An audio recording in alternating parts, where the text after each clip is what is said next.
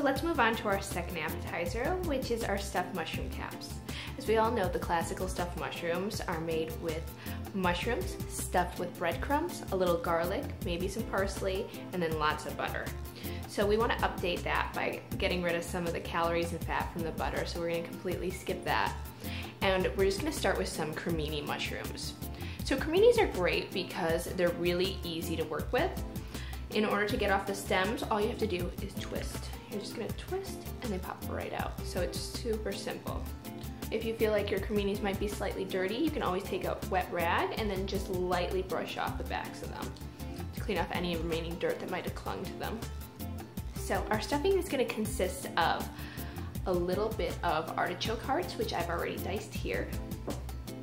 So we'll just toss those in. Some diced red pepper. These are actually roasted red peppers, so they're really sweet and gonna add a really great visual contrast to our stuffed mushroom caps.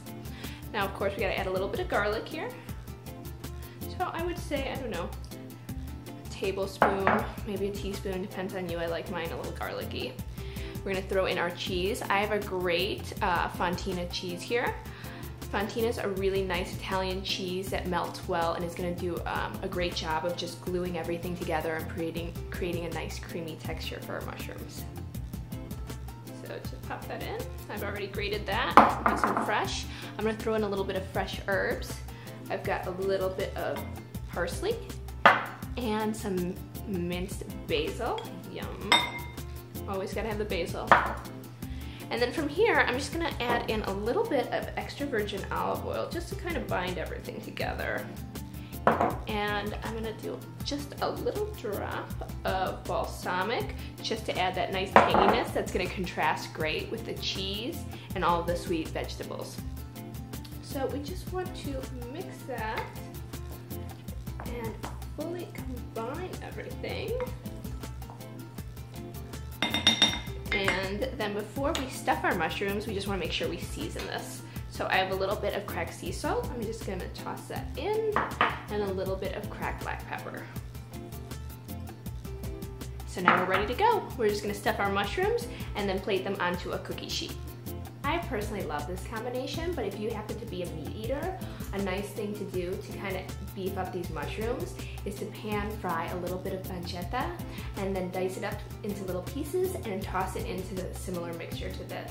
It just adds a little bit more meatiness and heartiness to these mushrooms. So I'm just gonna go through and stuff each of these. You wanna make sure you really fill up your mushrooms. So that once they cook, because they're gonna cook down and get a little bit smaller, that you really have a nice amount of that hearty filling. So I'm just gonna finish stuffing all of these mushrooms and then pop them into my preheated oven at 400 degrees. We're gonna leave them in there for about 20 minutes until they cook down and the cheese gets nice and melty.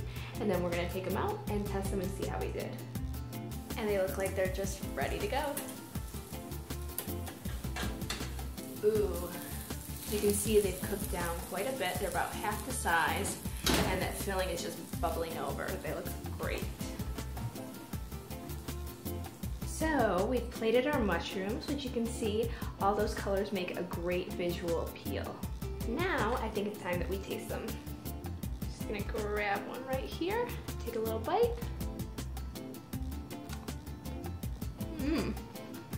So good. So light. You guys are gonna love these. Try them at home.